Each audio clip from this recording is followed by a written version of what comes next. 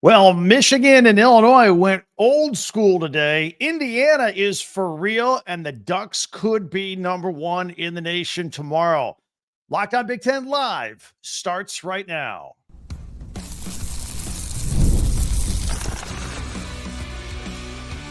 You are Locked On Big Ten, your daily podcast on the Big Ten Conference. Part of the Locked On Podcast Network, your team every day. Welcome to Locked On Big Ten Live here on a Saturday night going into a Sunday morning. I'm Craig Sheeman, coming up on 40 years as a sports talk show host and play-by-play announcer, and I want to thank you for making us your first listen every day. We are here every day, not just live on the weekends. We are free and available wherever you get your podcasts and on YouTube, part of the Locked On Podcast Network, your team every day. And today's episode is brought to you by FanDuel. Place your first $5 bet and you'll get started with $200 in bonus bets guaranteed. Visit FanDuel.com to get yourself started. All right, our immediate post-game reaction, Week 8, everything going on in the Big Ten right here, right now. Both me and you will take your comments as well. We cover every team, every game, and the Ducks are going to be scoreboard watching tonight. We'll explain that, and then we'll have the nation's first look ahead to Week 9 before we wrap it up here tonight. But Michigan and Illinois will start off here, and then we're going to get right into the Indiana Hoosiers because we have to start having a serious conversation about them.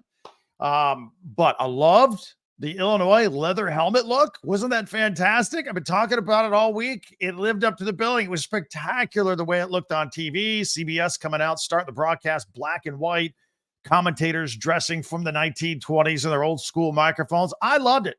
It's the 100-year anniversary of Memorial Stadium. It's the 100-year anniversary of Red Grange scoring 6 touchdowns on Michigan for Illinois back in the day. I wish we had 6 touchdowns today. The game kind of got bogged down a little bit, if you will. Obviously, Illinois very much in the mix now at 6-1. They'll move up in the top 25 rankings. Michigan will fall out of the top 25 here. But Illinois started out. This was a grinded out game to start it out. They had the opening drive. They got the field goal, 3-0. 6th straight game that Illinois has scored on their opening drive. Meanwhile, Michigan, quarterback situation. Jack Tuttle, 3rd starting quarterback they've had. Of course, he played a good bulk of the Washington game before their bye a couple of weeks ago, and he struggled. He really, really struggled. Michigan has a humongous quarterback problem here. That's not going to go away before the end of this season. So, I will say at the end of the first quarter, Michigan relying on its defense, got a nice 4th quarter stop going into to get the ball, going into the 2nd quarter. And after the 4th down stop, Jack Tuttle fumbled the ball back to Illinois on a scramble. Same kind of hit, same kind of play, ball punched out when he lost the fumble in the Washington game. Got to do a better job of hanging on to the football there. Good defensive play by the Fighting Illini. Good job by the Wolverine defense again. They held the Illini to a field goal here. So Illinois up 6-0 at this point. We're early in the 2nd quarter. Tuttle and Michigan to get the ball back, and it looked like he had another interception. And he would have. But there was a defensive. It was a 35-yard return on an interception, but there was holding away from the ball, and that saved him on that, a defensive holding. So Michigan kept the ball, but 2 plays later, Donovan Edwards fumbles the ball away on a punch out. Again, Illinois defense, great job punching that ball out like they're all coached to do. They did a really good job. Luke Altmaier cashed in with a beautiful throw at that point on a crossing pattern to their tight end, Tanner Arkin, in the left corner. 7:53 to go in the 2nd quarter. Illinois now up 13-0 on Michigan. And as beautiful as that pass was by Luke Altmaier, he really was not a passing factor in this game. In fact, right before we came on the air, I don't think he had 100 yards today, which is unusual. But then Michigan finally put a decent drive together. 12 plays, 72 yards. Had a nice run by Kalel Mullings. A couple of passes to Colston Loveland. They start to look like they're putting together. Then there was that play where Kalel Mullings reached over the goal line on the 3rd and goal for the touchdown. They said he didn't have it. They had to go to replay. I think they got that run wrong. I think he got it over the line. So 4th and goal from the 1-yard line. Kalel Mullings again. It was the same play, by the way, they ran for the game-winning touchdown against USC several weeks ago. Right off the left guard, and he got in there with a block from a back. And Michigan's on the scoreboard just ahead of halftime, 13-7.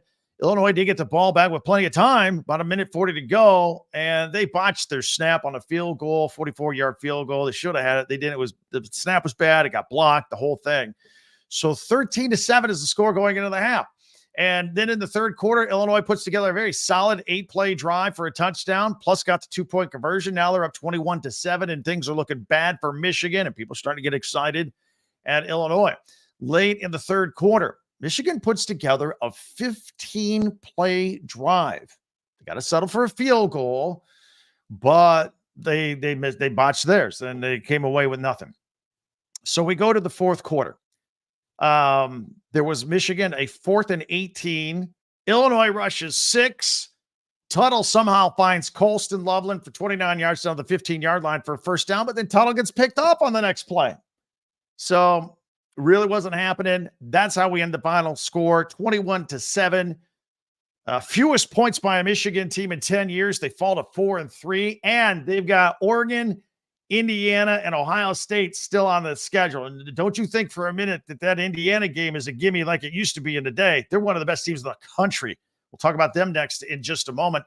Illinois at 6-1, looking good. Very much in the middle of all of this. So I'll get your reaction to that. We'll get some of your comments if you want to hit us up live here on YouTube. I know Michigan fan is very upset. I know Illinois fan has to be very, very excited. Now, the most impressive outing of the day today had to be the Indiana Hoosiers coming into the game against Nebraska, ranked 16th in the country, and they were sold out. They don't sell out at India, but the excitement is real out there.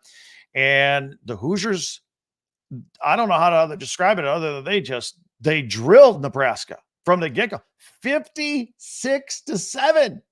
Something is going on with Kirk Cignetti's team. They do this every week. This is not an anomaly. People said, oh, well, they haven't really played anybody yet. Nebraska's a very good football team. Very good. Indiana scored a touchdown on 7 of its first 9 drives in this game. They did whatever they wanted. The offense averaged almost 9 yards per game.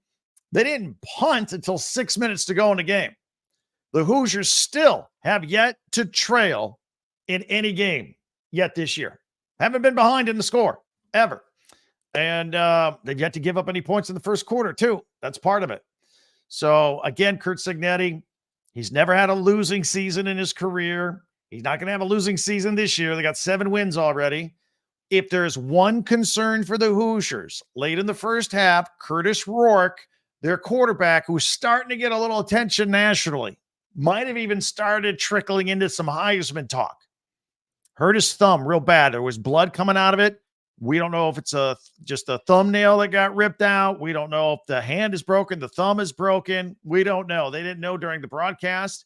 Very concerning because he reads these defenses on these RPOs as well as anybody in the country. And he's great inside the pocket. Now, Taven Jackson came in. Now, he was a holdover from the old Tom Allen days. And he came in, he completed 7 of 8 passes for 91 yards and 2 touchdowns. He looked fantastic. So we'll find out, probably learn more Sunday or Monday with what's going on at quarterback for the Hoosiers at the focal point of their season here, where they are flying high. Justin Ellison, he rushed for over 105 yards and 2 touchdowns. Over 10 players caught a pass for the Hoosiers today. Jameer Johnson had an interception off Dylan Raiola. Sean Asbury had an interception and a 78-yard return. That was key because that was at the beginning of the third quarter. Nebraska's coming out of the locker room going, all right, let's get back into this thing. And they put a nice drive together. They're in the red zone. They throw the interceptions, return 78 yards. Didn't score, but he got 78 yards the other way. Absolute backbreaker for Nebraska at that point. And then Relaja Hardy also got an interception. So Dylan Raiola, the freshman quarterback that we've talked about endlessly on this podcast, got picked off 3 times today by the Hoosiers defense. Nebraska had given up 0 rushing touchdowns going into this game. Indiana scored 5. They're for real. They are absolutely for real. They have put at least 400 yards and 31 points on the scoreboard every single game this season. In fact, they were over 500 yards today, but their kneel downs at the end of the game in victory formation, they kept losing 2 yards of play, took them under 500 for the day. That was the kind of day it was for the Hoosiers. Hoosiers host Washington next week. Then they're at Michigan. Michigan State, I should say, and then they host Michigan and at Ohio State. So later on, Michigan and Ohio State back to back. It's possible if Indiana plays like it has been playing, and if they beat Washington, if they win at Michigan State, all very possible, and if they beat Michigan at home, they could be 10-0 going into Ohio State for that game and the next to last game of the season. I told you at the top, we got to start talking seriously about Indiana football. They are the real deal. I'm going to be curious to see how high they jump in the AP Top 25 poll when it comes out on Sunday. They're at 16 now. I think they're going to be in the top 10 easily. Anyway, we'll get some reaction from you guys, your comments both on Illinois, Michigan, your comments on Indiana, and what about Nebraska? Nebraska's still a good football team. They need just one more win, and they're bowl eligible. Got a few more games to try it. So we'll do all that. If you are just joining us, just discovering us on the weekend when we go live, we're here every day. We don't go live during the week, but we're there every day, every morning. We put out podcasts that are on video on YouTube and also on audio, wherever you get your podcasts. We always ask, if you don't mind, subscribe. Just hit the subscribe button right now, and you and I will be in the same Big Ten loop every single day. It's free. There's no personal information required, just a quick click of a button on subscribe. And you can follow and share and like Locked On Big Ten wherever you get your podcast. That way you get the latest episode of this podcast as soon as it becomes available each and every day. You also see on the bottom the scroll, talkbig10.com. That's with the number 10. All of our podcasts go there. Again, if you're just discovering us, go back and catch up. Check out what we did this week about your favorite teams. You can find it there. They're chronological. They're also grouped by your favorite schools. And while you're there for your convenience, if you want to buy some shirts and hats and T-shirts from your favorite teams, logos and all that, it's right there. Make it very easy for you. It's talkbig10.com. All right. Why are the Oregon Ducks scoreboard watching? They got a very interesting game for them tonight after their win against Purdue last night. We'll talk about all of that coming up. We'll cover every team, every game in the Big Ten. By the way, USA up 28-22 on Maryland with 8 minutes to go. See, we're live. We are live. We'll take a look at all the other games and your first look ahead to Week 9 coming up right here on a live edition of Locked On Big Ten. Let me tell you about this, guys. If you feel like you need a little extra boost for the bedroom, it's time to stop worrying about your performance and get Hims so you can feel confident whenever you're in the mood. Hims is changing men's healthcare by providing you with access to affordable sexual health treatments from the comfort of your own home, your own couch. No insurance is needed, and one low price covers everything from treatments to ongoing care. Start your free online visit today at hims.com/locked-on. That's HIMS.com/locked-on for your personalized ED treatment options. HIMS.com/locked-on.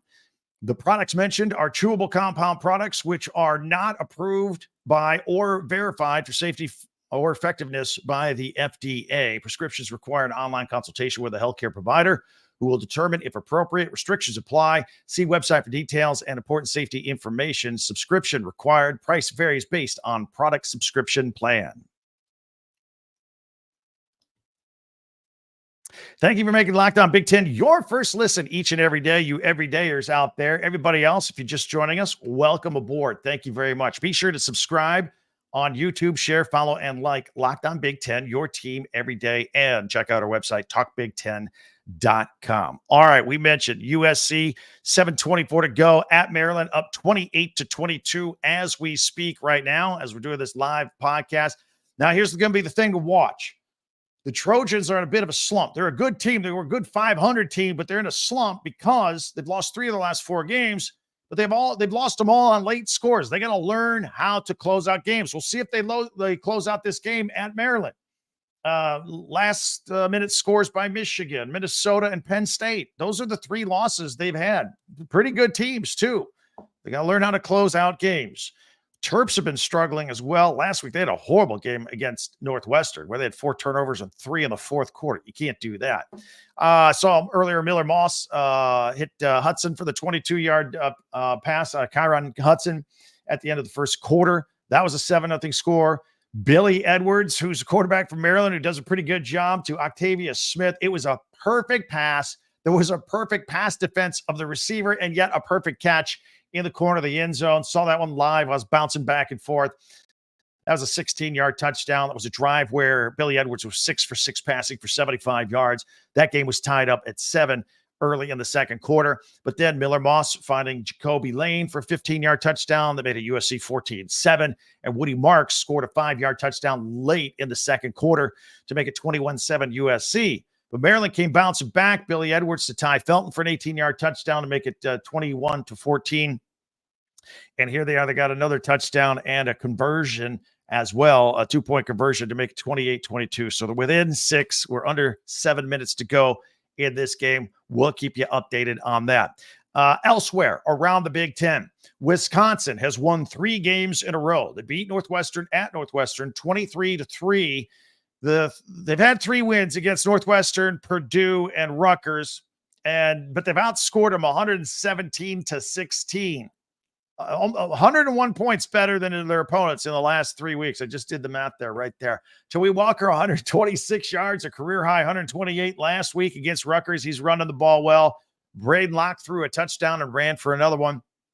By the way, it was on a beautiful autumn day out there at Northwestern. Y'all know the story about their little temporary stadium that they have, holds 50,000 people right on Lakeshore, Michigan, on campus because they're having their Ryan Fields being rebuilt. It's not going to be built till 2026, but this was the last game at that on-campus site on the shores of Lake Michigan this season. Their next 2 games are going to a bigger venue. It's Ohio State and then Illinois. Both will be at Wrigley Field. And again, more of some of the same of this next season for Northwestern. Congratulations to UCLA. They got their first Big Ten conference win. They beat Rutgers. Tough trip across the country, 35-32. Rutgers was 4-0. They're now 4-3. But Deshaun Foster and the Bruins, they've been struggling. It's good for them. They got the win. Bad for Rutgers, trying to figure this out. Ethan Garbers threw for 383 yards and 4 touchdowns. Keegan Jones had 5 catches for 115 yards and a touchdown. And Molokai Motavo had 6 catches and 104 yards. Also, Brian Addison with an interception. For Rutgers, Kyle Monungai still had another 100-yard day. It's what he does. He had 106 yards and 3 touchdowns. They did score 2 touchdowns in the fourth quarter to make the score closer, but it was a big day for UCLA. Keontae Hamilton had a sack and a half for Rutgers as well. So those are all the games that are in the books. We have one more tonight, prime time on NBC, Big Ten Saturday night. The Iowa Hawkeyes, the high-scoring Iowa Hawkeyes. Yes, you heard me right. Taking on Michigan State. That game should kick off in just a few minutes. I'll be watching it with you. The Hawkeyes, 4 wins this year.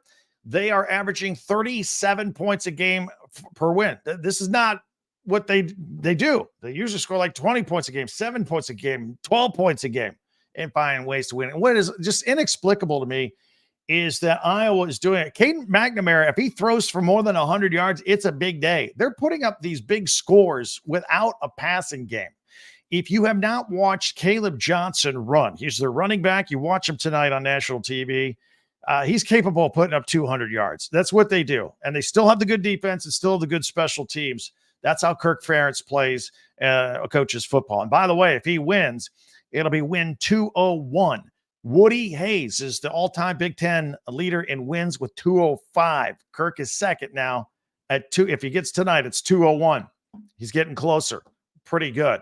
Meanwhile, Michigan State, they used the bye week to recover from back-to-back games against Oregon and Ohio State. Pretty tough stretch of schedule there, if you ask me. Aiden Childs is the player to watch here for Jonathan Smith. He's the young athletic quarterback. He is turnover prone. He'll make a big play, but he may make a big mistake too. He's had a couple of 3 interception games this year, but he's the one to watch regarding all this. Speaking of watching, some scoreboard watching outside of the Big Ten tonight. Of course, Oregon defeated Purdue last night, Friday night, 35-0. Hey, they covered the 28.5. No trap game, no sluggishness after the hyped up game against Ohio State. The short week, it didn't matter. They were good to go. In fact, that first drive was very crisp, and they scored a touchdown just 3 minutes into the game and never looked back. It is their first road shutout in 30 years. Cam Alexander had an interception for the Ducks there. Now, the reason they're going to be scoreboard watching is because Oregon's ranked number 2 in the country. If Georgia beats Texas tonight, that game's getting ready to start, by the way, the Ducks will likely be the number one. Of course, Texas is number 1. If they take the loss, they'll fall a spot or 2 or 3 or whatever against Georgia. And the Ducks presumably would move into the number 1 spot, and we'd have the Big Ten Oregon Ducks as the number 1 team in the country. Now, Penn State's in there as well. Ohio State, they're all jumbled up near the top of the top 25. So we'll see how that plays out. But we'll watch the Georgia-Texas game tonight. That'll have ramifications for Oregon in the rankings. All right, let's get to some of your comments. And in a minute, we're going to take a look, our first look ahead at week 9 already as we look at it. Let's see here. Sunshine Design with a yes. I don't know which team you're rooting for, Sunshine. Let's see. Exploring with Ben and Sam texting in. Oregon can't handle the Big Ten, huh? That's sarcasm. We all see it. Yes, they can. Doing a very nice job. Fun team to watch. And let's see. They also said, by the way, saw the score with the Hoosiers. It was like, haha, Indiana, let's go. Absolutely. Brian checking in with a go green. That's for the Spartans tonight. And also some more. Loving Indiana and Illinois and Iowa. The I schools. Big Ten is must-see TV. That's right. And Devin says, let's see that one AP voter that keeps Oregon at number 3. They're actually at number 2. But yeah, we'll see how many people root for them or vote for them to be number 1. Last week, I think it was Texas number 1, Oregon 2. But I think Oregon got 6 first-place votes. They'll get a lot more this time. I absolutely guarantee you that. Let's see. What else? There's some people unhappy with Nebraska right now as well. And also, I'm down to have an Oregon versus Indiana Big Ten championship. You know, I'm an Indiana grad. Me, you, and me both, right? All right. And Mark checking in. The Hoosiers have a great coach, priceless. Retain him. Kurt Cignetti, there's already talk of other schools out there that are going to try and poach him. He hasn't even completed his first year at Indiana, but he's got everybody's attention. Somebody will throw some money at him and try and get him. Indiana has to keep him. Absolutely. All right. Oh, okay. So one voter did have Oregon at number 3. They didn't put him in the top 10. I got what you're saying there. Appreciate that. I understand it now. Very good. All right. Those are some of the comments. We'll keep them coming here. And coming up in just 1 minute, we will have our first look ahead to week 9 in the Big Ten. Quick scoreboard check. 3:34 to go. USC up 28-22. Maryland has the ball at midfield. All right. A peek ahead to next week. That's coming up next right here on a live edition of Locked On Big Ten. FanDuel makes games even more fun than they already are. Get a little action on it, makes it a little more exciting. If you're an NFL fan, for example, you get a big return with FanDuel, America's #1 sports book. If you get a hunch in the middle of the game, you can check out the latest stats, view live play-by-play, and so much more on the same page where you actually place your bets for your convenience. Very handy. You'll get started with the $200 in bonus bets guaranteed when you place your first $5 bet. That's at FanDuel.com. I got some action I want to take a look at. We got a rematch of a Super Bowl on Sunday. Chiefs are underdogs against the 49ers, 1.5. I never bet against Andy Reid coming off a bye, ever. This is like, we got a 20-year track record. Not going to do it. Also, Patrick Mahomes is like 10-3 outright as an underdog. Not going against him. Jets at Steelers. That line has moved because of the Devontae Adams trade. Steelers were home favorites. Now they're underdogs. 2.5. It was like a 4-point swing. I think it's ridiculous. Steelers are going to win. That's what I'm going to do at FanDuel.com. You can do whatever you want there, but check it out all at FanDuel.com. All right, as we continue here on Locked On Big Ten Live on a Saturday going into a Sunday. What a great day here today. Let's take a quick look at week 9. it feels like the season's just going away. The Friday night game in the Big Ten this upcoming week is Rutgers at Southern Cal. A lot of teams have been going, Washington has been going out east. A lot of teams have been going out east to play Rutgers. UCLA went out there to play Rutgers. Now it's Rutgers' turn to go all the way across the country out west, taking on Southern Cal. And, of course, right now, still keeping an eye on Southern Cal, who's on their East Coast swing right here. So both these teams are going to have to travel west. USC to come home, Rutgers to go out west. 2:56 to go, and it looks like USC's got the ball back in Maryland territory. All right. Saturday, Nebraska. They're going to have to lick their wounds after the beatdown they took from Indiana today, and it doesn't get any easier. They're at Ohio State, and the Buckeyes are coming off a bye to get ready. That's the big noon game on Fox nationally next Saturday. The Indiana Hoosiers, 7-0, looking to go 8-0, taking on the Washington Huskies. That one's in Bloomington, and that's a noon game on the Big Ten Network. Illinois, who just had a very impressive, I love those throwback leather helmets. Keep them. They're taking on a team that's been known to change their helmet a time or two. They're at Oregon. That looks like that could be a really good game. Oregon 7-0, Illinois coming off the big win against Michigan 6-1. That's the 3:30 Eastern CBS game. Northwestern is at Iowa. That's the 3:30 game on the Big Ten Network. Maryland will be at Minnesota taking on the Gophers. That's the 3:30 Eastern FS1 game. Penn State 6-0 coming up a bye at Wisconsin. We got 2 Saturday night games actually next week. That's the Saturday night game on NBC. Big Ten Saturday night on NBC. Also Michigan State at Michigan. And it'll be interesting to see. Michigan State's had a tough time in this series the past couple of years because Michigan's been so dominating, and now not so much, but it's at the Big House. That's at 7:30 on the Big Ten Network. So we'll have 2 games winding it down in prime time next week. Penn State at Wisconsin and Michigan State at Michigan. We will go live then back kind of at our regular time. We're a little earlier here today, but next week after those 7:30 games wrap up, we will go live as soon as the first one goes final. They'll end at about the same time, but we'll do that here on Locked On Big Ten. Take your comments, get all of your reaction and all of that. Promises to be a great week around the Big Ten.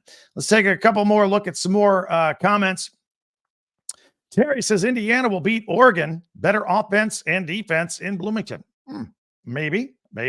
Earl says Michigan State going to get blown out by Iowa tonight. All right, we'll see. Devin says it's a year of the duck. Absolutely, right? And it looks like Izzy's agreeing with you. They're off to hey, the duck is the face of the Big Ten right now. He also said, I can't believe Rutgers made UCLA look competent this week. Yeah, I mean, Rutgers has been in a bit of a skid for the last 3 weeks, but that's the way it's going. And UCLA badly needed a win, that's for sure. All right, that'll do it for our live broadcast here. Do a live one on Saturdays after key games. We're here every morning, not live, but you can get our podcast every morning, audio only or video on YouTube every single day. Tell a friend about us that we're out here each and every day. If you have a Big Ten friend, word of mouth is fantastic. Thanks for checking in. Thanks for participating. Hope you enjoyed the weekend so far. Hope you enjoy the primetime game tonight. We'll talk to you on Monday morning. I'm Craig Sheeman for Locked On Big Ten Live.